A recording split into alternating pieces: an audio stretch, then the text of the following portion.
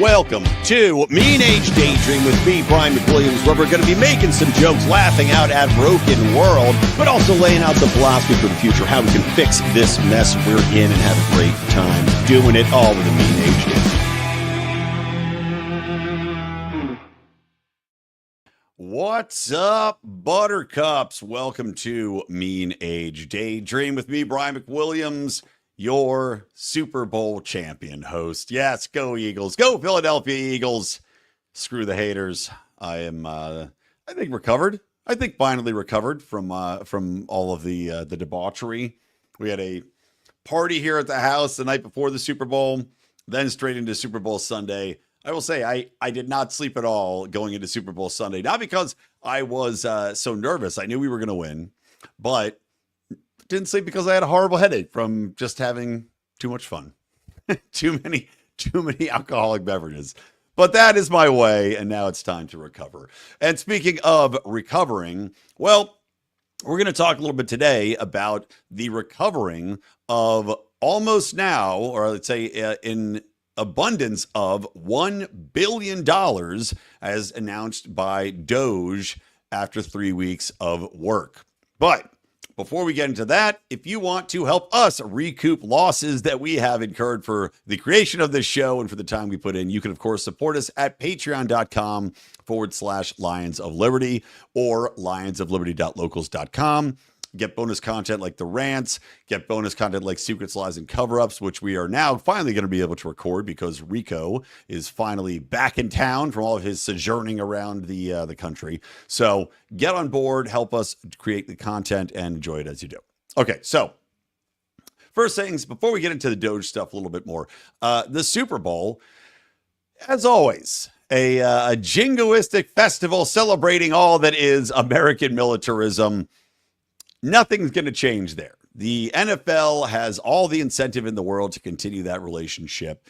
And I saw a question online because somebody was saying, well, you know, people that are conservatives or libertarians are always complaining about this, and yet they still watch. Yeah, I will. I will keep watching, just as I keep using Google Mail. And I'll tell you why. I can complain about Google Mail spying on my conversations, but at the same time, I know what I signed up for. When I watch the NFL, I know what I'm signing up for. It is exactly that, exactly the militarism, exactly the rolling out of the American flag. The United States spends a lot of money, and maybe DOGE should look into that. A lot of money supporting that because they know that the people that are the biggest NFL fans are also probably the most likely to sign up for the military, and so they have to get them on their side. Now, fortunately, the truth about the military is coming out. The fact that we are all over the world, I mean, we're going to talk about these DOGE cuts. There was a earmarked $748 million contract for a brand new embassy in South Sudan. Why do we need a new embassy in South Sudan? Why do we need military bases all over the world? Why are we active in all of these different arenas? Well, people are starting to question that. And no amount of flyovers by F-15s or F-37s, whatever they're on now, the ones that don't work, the F-14s and F-15s still do. Well, no amount of that is going to change people's minds when they see that America is screwing around all over the world, that people are dying all over the world in support of these initiatives that don't benefit us, that frankly are for the military-industrial complex to expand itself, for people like the bankers to invest in, and for crunchy rebuilding. You know, we were already talking about last episode, this entire Gaza situation with Trump floating out that we would take over Gaza. And I'm not going to rehash that. You can go listen to last episode. It was very short because I was very sick. But, you know, when you look at like the Ukraine, okay, Ukraine, we already have plans to help rebuild Ukraine. It's absurd. You know, our military used for that. And, you know, the NFL, I know I'm the product, right? Like anything for advertising. If you're not paying for it, and I'm not paying to watch the Super Bowl, other than, I guess, drinks at the bar, well, you're the product. And that comes in the way of advertising and branding and propagandization. I mean, for Christ's sake, Pfizer had an ad there. Oh, we're Pfizer. We're going to knock out cancer. Give me a break. Give me a break. Pfizer makes all of its money from cancer. And the cancers that allegedly have been delivered to the American population from the mRNA vaccines that Pfizer had, of course, worked with our U.S. government to force onto people. I mean, no one's believing the propaganda from them. I highly doubt many people are buying the propaganda about our military. But at the same time, there is a embracing of American culture, of being proud to be an American again. So I guess you could take that away from it, right? Even I guess the Eagles, the majestic American bald eagle is our mascot here for my Philly team. There is a resurgence in American pride, but that resurgence in American pride has to come with a resurgence in pride in what people can achieve here without the government interfering, without being told that your skin color defines who you are and what you can accomplish, or that people are going to be put ahead of you or behind you because of that skin color. It comes with knowledge and confidence that your savings account isn't going to be raped by our government, creating money out of nothing in order to fund, again, the same military programs or DEI bullshit. Or there was a great meme going around, which was the missiles being fired from both sides in the conflicts over in the Middle East. And it's like, my money, one set of missiles. Also my money, another set of missiles. Also somehow my money, and a little arrow pointing to two gay Arabs having safe sex because we're paying for operas to teach them how to do it. The absurdity of that. American confidence, American patriotism will come back if we can get back to the values, and that values have to be rooted in individual freedom and property rights and being able to have confidence in your money and in your government to not simply view you as the chattel that you are to them. And DOGE does go a long way to reining that in. So let's pivot to that. As I mentioned, I'm just reading now through this. This is an Epoch Times article I'm looking at, but DOGE has announced that $1 billion in cuts have been made. This is coming out of the White House, and this is coming from contracts canceled. We're going to like DEI stuff, which are, of course, are trying to be pushed back on by the Democrats and by their judges through judicial lawfare and judicial activism. But they're going to stand. And on top of that, I mentioned this embassy that they're cutting. They're cutting also money that has been allocated towards Politico. We talked about that in a previous episode as well. The fact that all these media institutions are being propped up by our government and then coincidentally just happen to run all these stories promoting the government narrative, promoting whatever the government wants us to believe and wants us to think, decrying any cuts or any oversight that happens to happen. And of course, then you also had all these political institutions, amazingly, not political, I should say, political corporate news media didn't stand up for people like an Ed Snowden. Coincidentally just happened to say that, these whistleblowers, even though the media themselves are whistleblowers and you'd think they want to stand up for their own, no, they don't stand up and stick their necks out for Julian Assange. In fact, you see them writing articles about how he should go to jail and how he should be prosecuted. And Edward Snowden, how he's a traitor. Wow. And then you find out, they're getting hundreds of millions of subscriptions paid for by the U.S. government. 8 million, or Politico was at $34 million to Politico and to the New York Times and all these different platforms. And that they make these high level, quote unquote, services that only institutions like the United States government can pay for outside of what we as consumers of broad news content get. So DOGE slashing those. 9 million in contracts ended with the Department of Agriculture, including that for a Women in Forest Carbon Initiative mentorship program and Central American Gender Assignment Consultant Services. Then, why the fuck are we as Americans paying for these other nations to have education into gender reassignment surgeries? Or, as I mentioned, operas about safe sex or whatever it might be? Other than this is a slush fund. This is a slush fund designed to go towards pet projects that these people like, to pay back assholes like the George Soroses of the world, to funnel money into NGOs. And I've talked before about the Ouroboros that is the snake eating its own tail of non-government organizations, people working for the government, former government operatives, and people coming out of elite institutions, right? You've got a funnel of Harvard-educated assholes that are coming out, that are primed, that are, really just slathered up. They lube them up so they can put them right up the chute, right up the ass of government, slide them right in there. These people have been bred into the system as elites that get their money from the government, that steal from the population, and then recycle it ad nauseum. They bring them out of the schools. They're educated in all the garbage that we've been talking about, DEI. They go right into an NGO that operates using government funding that does nothing to accomplish anything other than to enrich these people and to push an ideology. Then they go from the NGO into getting hired into the government. Great. So they're back in the government. Where do they go from the government after that track record is made? Maybe there's another president that comes in. Maybe they've just spent enough time that they can get a high-paying job as a consultant or as a board member. Well, they go right back out into the NGOs, and then maybe when they spent enough time with the NGOs, then they get hired back at the same institution that began the whole thing by lubing these assholes up through the academic system to go to the NGO in the first place. It's a beautiful scam these people have set up, and all of this money, all of this, essentially dark money that has been funneled into these programs that DOGE is now expanding on and exposing is being cut. And these people know that their ecosystem is under attack. They know it's unsustainable now because light's been shined, the rock has been picked up, and these roaches have to flee. Now, what's funny is that you predictably have the media that benefit, that the NGOs that benefit, the Democratic Party that has benefited massively from all of this waste and expenditure, crying foul.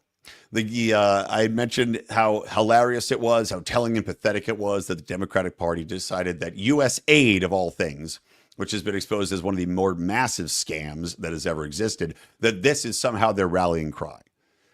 They're doing posts every day. And it's funny to see accounts like the Democrats on X, which used to get, oh my God, thousands and thousands of likes and retweets to all of the crap that they had posted during the Trump election. But that seems to have been taken out. You know, the air of as out of their sails. And I'd mentioned before, it's interesting you don't see the protests nor the outrage from the general population of Democrats because they know that most of this stuff that's happening has to happen, must happen, necessary.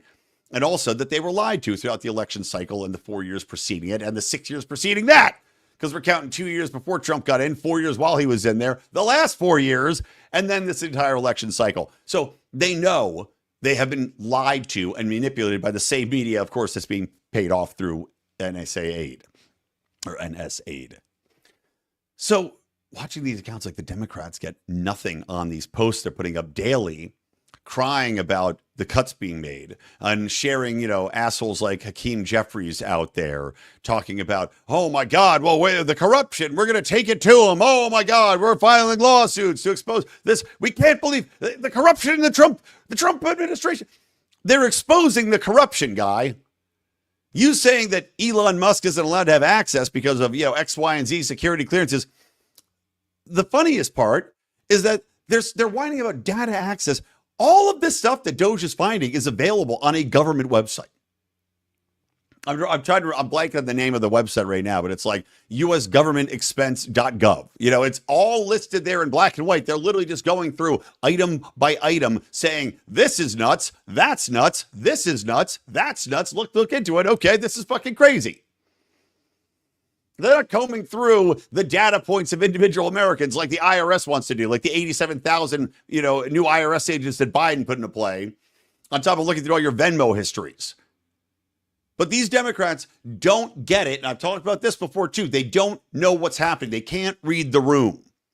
They don't understand that how much Americans are hurting at the grocery store, at the pump, looking at their savings account, looking at the skyrocketing cost of education, which of course Democrats have driven up. Through student loans, through bullshit inflationary practices, through spending money on everything under the sun. And I named this episode, Every Poisonous Scent, because half of the arguments that you're seeing coming out are that, well, yeah, I mean, they're cutting it, but what is, 9 million here? You can't afford 9 million to support gender reassignment, whatever. They're poo-pooing it as though it's this little amount of money. Like, who cares? I've seen assholes, even conservatives, that just don't like Elon Musk and don't like what's going on with DOGE, poo-poo it and be like, who cares? It's 0.0101 of the budget. Why are you making it be like? I'll tell you why. Because, like I said, every poisonous scent counts. And the point is that these little shitty programs, the 10 million there, the 500,000 there, even the 500,000 that these people throw here, there, and everywhere for payola, for payouts, for their cronies, for these NGOs, for whatever it is, you name it. They'll say in their argument to get this shit added on again and again and again. Well, this is only 0.011 of the budget. Who cares? And everybody goes, yeah, that's nothing. Who cares? It's like buying it's like a coffee at Starbucks compared to my everyday wages I pull home. Who matters? It doesn't matter to me. Yes, it does. We got $38 trillion in debt because of shit like this, because of these lack of oversight, say yes to everything expenses that don't make sense, that they weasel in and tack onto the massive omnibus bills. And then you find out at the end of the day, holy shit, we've been getting bent over and bilked for decades for programs that you can't find. There's no way to actually prove they do anything. They're so convoluted and so many of them that finding oversight until now has been virtually impossible. And you go, how did we get so deep in debt in such a short amount of time? This is how. Every poisonous cent counts. Every cent now robs us of spending power for our dollar, making it more difficult to pay for education, to buy food, to reinvest in new entrepreneurial ventures, to create something and build it here. You know, I talked about the upside and the downsides of these tariffs, how I'm not a tariff fan, but there is an upside that you can foresee there, especially if you do get rid of regulations and you remove the IRS and you get rid of income tax and you give people an opportunity here with lower corporate tax rates to create businesses that can then compete with international agencies that are shipping in, cheap product from overseas. If you can get close and manufacture them here, not only are you creating jobs, opportunity, and a potential new industry here, because you have now the opportunity to create those. So let's not forget, folks, unions, union cronyism, union mafiosos, combining with crony capitalists and the strong arming of the government made it so that creating products on a large scale in America is very difficult. Because unions and that bargaining power, control, again, levered with government, is difficult to compete against international companies in because they don't have that problem. And unions say, well, we have to protect the workers and their ability to make money. Okay, well, how about fuck you? Because what you're not doing is protecting everyday Americans' ability to buy that product. And many times you're actually making it so that product is less efficient, less effective, it's going to be sold a lot less here in America because people can't afford it compared to other imports. So then what do you do? Okay, we'll slap tariffs on the imports so that people have to buy American because now those are going to look more affordable by comparison. But they're not more affordable in general. They're just more expensive because you have to pay for everybody to have their high wages and their vacation times and their 401ks matched and their unbelievable retirement plans for a very small sector of the economy that now it's become very, very expensive. Get rid of all the bullshit. Allow competition. And then we'll see what shakes out. So anyway, DOGE is pretty amazing. Pretty fucking amazing. And I think that, the Democrats can whine, they can complain. At the end of the day, they're not going to win.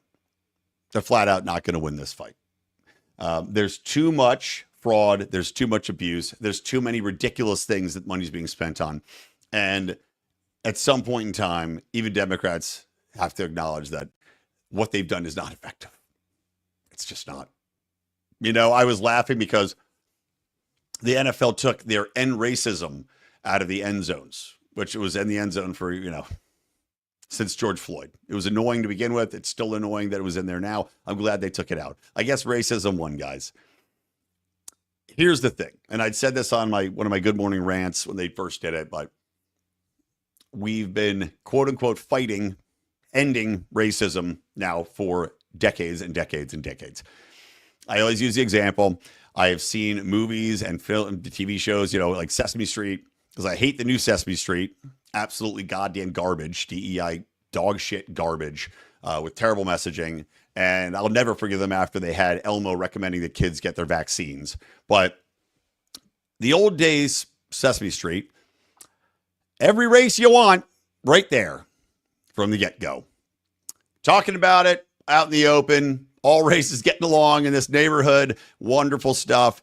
And there was still the messaging, hey, shouldn't judge a person by the skin color. People are different, but they're the same on the insides. Everybody should be able to talk to each other and have respect. Great. That was back in like the 1970s. It's 2025.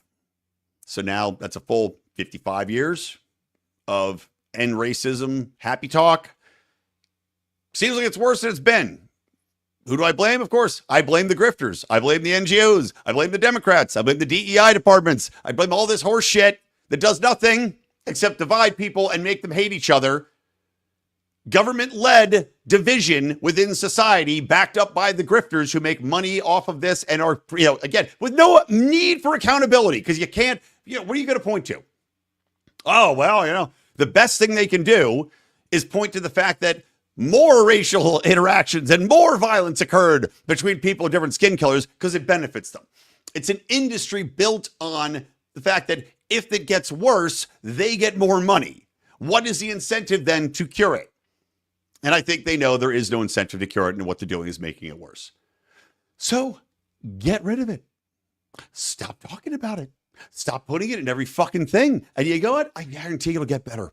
Give people opportunity to succeed, to trade freely, to develop businesses, to hire who they fucking want. They will succeed. And then you've got everybody wanting to talk and everybody's making out and these areas of the country that have been mired in poverty, government-assisted poverty, living in the gilded cage where they're over-policed and funded by the government to live in an over-policed area, go into selling drugs and get money off the government to not have, family units that are coherent. End it and stop talking about it. And you'll see that interaction between people violently is going to go way down. We don't have to worry about it. It's just, if nothing else, we know what doesn't work. And it's what we've been doing the last 55 years. DOGE, keep cutting. Okay, let's get on to another topic real quick here, because there's a few more things I want to discuss. I thought it was pretty damn interesting that Ron Paul now is in there for consideration as Fed chair. Now, I think this doesn't actually come up till May 2026, right? But, I'd have to look into the exact, how it works out. Can the president replace the Fed chair at any point in time? As we know, the Fed is not actually technically a government department. It's one of the great ridiculous secrets that, of course, Ron Paul had helped to expose to people in a massive way during his run, that this organization that does so much to screw up our monetary policy and decide our interest rates and throw money out there to the wind, letting it to the bankers first, of course, before anybody else gets it. Well, I don't know exactly what kind of Byzantine performance art exists for replacing a Fed chair, how that happens and what timeline that's on. I'm sure it's easily available. I just don't know off the top of my head. It has been floated that Ron Paul would be the man to take that over, or at the very minimum, to audit the Fed. We know that there's audit the Fed bills out there from Mike Lee and from Thomas Massey. We know that they now have massive support from Elon Musk, one of the most popular and maybe not the one of the most popular, one of the most powerful men that is on planet Earth, and of course, working with the Trump administration. I mean, I can't imagine a world in which we have, number one, a self-avowed libertarian reining in government expenditures at a massive clip. And as I said, $1 billion in 3 weeks, pretty good start, right? Keep it going. I know it's a drop in the bucket, but keep it going. Now, if you get Ron Paul in there to audit the Fed, if you have the Department of Education being abolished, which is supposedly forthcoming, if you have a focus on abolishing the IRS, even though it's getting replaced with tariffs, you're living in a world in which items are happening, checklist items are happening that I never thought would be possible within my lifetime. Even Ron Paul auditing the Fed, I did not think would be possible within my lifetime. And yet, we're on the cusp of very potentially seeing that happen in the very near future. I mean, auditing the Fed, by the way, I don't think people understand the magnitude of what that would mean. It would be, and I tweeted this out from the LP National account, a nation-changing event. And not even just our nation, a world-changing event. Why? Because of the fraud we're going to see exposed if you audit the Fed. The amount of money that's shifted around to who? Where's it going first? To these different organizations, the involvement of the International Monetary Fund, which of course is just a fund for reallocation of resources and finances to essentially weaken nations that are strong like the United States under the guise of being some sort of, charitable operation. No, it's a slush fund, just like they all are. But involvement of things like the IMF. If you expose the Fed and the influence the Fed has and the connections the Fed has and where the money goes and the amount of that impacts wars that are going on, that's a huge deal on its own right? To bring the monetary policy under the microscope so people can understand just how much they're being screwed. That's here domestically. But you think internationally, the domino effect that this could have, which, by the way, same thing the World Health Organization. United States pulls out of the WHO. Now you've got Italy saying they're going to pull out. Other nations are looking to follow because the WHO, same thing. Very powerful organization, very little oversight, has been wrong about essentially everything. But now, if you get the domino effect of the Fed being audited, what about the Central European Bank? What's going to go on with their banking? You don't think that people are going to demand that they look into it? What about the European Union and everything that's going on there? Do you think that that's going to inspire the people of the EU that are under that bureaucratic monstrosity that they have no control over to demand an auditing, especially with all the money that goes in and out of hands there, that dictates monetary policy, regulatory policy, whether or not sheep can have fucking sex in the middle of a field or not, down to that type of policy, and who benefits and who gets trade agreements and who has to take in immigrants? You don't think they're going to want to audit these organizations? It would be legitimately a world-changing event. That's the only thing that makes me think it won't happen. Because, you talk about incentive to take a man out. I don't think there's a greater incentive that exists than those that exist with the banking cartels and everything that depends on them, especially in an international monetary system that is so incestuously tied to each other based on fiat currency, based on digital banking, based on invisible money that the average person can't see, where it moves, who's getting it, how quickly it has, it goes out there. But yet, hope remains. And as I said, just the fact that this has been out there, the fact that these items are on the table, the Department of Education, IRS, auditing the Fed, these are things I never thought possible within my lifetime. And once the idea exists, and especially with X as it exists today, that idea might be powerful enough and have enough willpower behind it that it could actually succeed. So we shall see. On the topic, and I'll wrap up on this one, on the topic of digital currencies. So something interesting happened recently that I didn't even know was being thrown out there. Pardon me. I still got the tail end of this cold. The penny is no more. Trump is told the mint no more pennies, which is interesting. It's one of those odd things. I didn't think I would be in any way nostalgic about the penny, and a lot of me isn't, but it's an odd thing in that I find myself both saying, well, good, the penny's idiotic. There's no reason we should have pennies nowadays. They're worth so very little. And how often do they come into play in your life, right? The only time a penny comes into my life is when there's an old person digging through a coin purse, pulling out pennies. And I'm like, God damn these pennies. If they didn't exist, I wouldn't have sit here and have to wait for this crap to be taken care of. Like, it's so obnoxious. And I think also you might see a rounding up. The old marketing trick of putting $5.99 for a product is now going to be something that won't make much sense. They'll be like, well, there's no pennies, screw it. It's just $6. But Trump has said, get rid of pennies. We're not going to make them anymore. They'll still be in circulation. It'll be like the $2 bill. You will still have pennies, but they're not going to make any new pennies. This is important because at this rate, pennies cost more than 3 cents. Yes, hey, there's Steven. Yeah, exactly. Pennies cost over 3 cents. At last, they did an analysis of this. So we're making pennies losing money at a clip of a loss of 2 cents per cent created. And on top of that, you now have the whole thing like these copper, you're coating a penny in brass, and then it was copper, and it's back and forth. They changes according to the value of the metals involved. It's just stupid. It's stupid. Now, as much as I'm in favor of eliminating pennies, my worry here is this the entree into a cashless society? Right? Because first you get rid of the pennies, great. And I know that Trump signed a bill saying we're banning centrally banked or central bank digital currencies, right? That's awesome. Again, another wonderful thing that Donald Trump has done. Let's acknowledge that very clearly. But that doesn't mean we're not going to go a cashless society. And I know that there's been places and bills put in place which need to exist saying that, no, if you're a place that, it takes legal tender, you should have to take cash.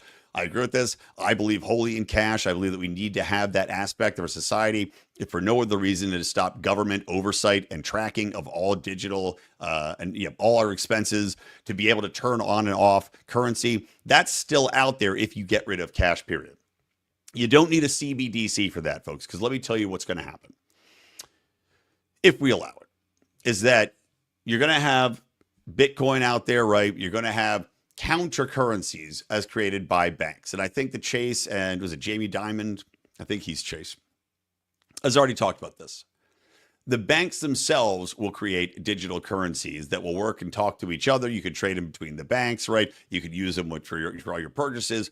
That's still a step to a cashless society. But guess what? At the end of the day, what are banks going to do?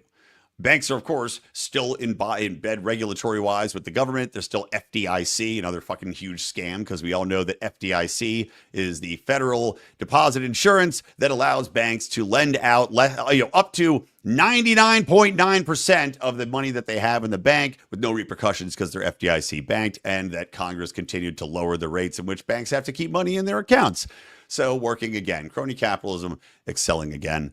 But those banks will report back to the government. They will work with the government to shut down your funding, to turn off your bank accounts. They will, at the whim of the government. Let's say we get to a point where the Democrats take control again and the climate nonsense still exists. And they go, well, you know what? We're going to shut down any account that goes over $50 spent on gasoline or any fossil fuel. That's going to get shut off. Well, guess what? Your digital currency from a banking institution is still going to be able to work that way. So there's problems in a cashless society, but I'm still happy to say rest in peace to minting pennies, because frankly, it just doesn't make any fucking sense.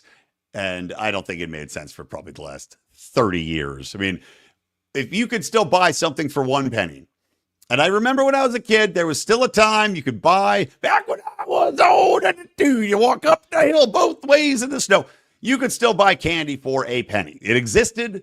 I remember seeing it. I believe you could buy it at, God, what was that? I'm trying to think. Oh, Clover markets. They're all gone now. I think maybe Clover, you could buy it up. But fuck pennies. All right. All of you, thank you so much for listening. Finally got a show in without dying after the last few weeks. I will be back, of course, next week. And this week, I think we're all in town, so a meme wars will return. I just got sent a hilarious meme from a buddy of mine that has Maxine Waters as a Swamp Thing that must be shared and will be shared. So that's it, guys. If you want to support us, again, patreon.com/Lions of Liberty. Reminder, we didn't get to do it a week ago because I was sick and then Rico was out of town. But the first episode podcast, we're going to be doing Cougar Town, where we review an old show, that's Cougar Town, and a new show, which we did, which is Switching Gears, the new Tim Allen show, where he's an old curmudgeonly conservative arguing with Kat Denning, who is, I don't know, big titted gal that used to be on some show as a waitress. I'll tell you what, she hasn't aged great. But I'll give you the rest of the thoughts on the show. We're going to record that Thursday night. So make sure to subscribe to that, the first episode podcast, guys, anywhere your podcasts are heard. All right, that's it from me, Brian McWilliams, from the Lions of Liberty Network, and from Mean Age Daydream. Keep those electric eyes on me, babe, and keep that ray gun to my head. Talk to you later.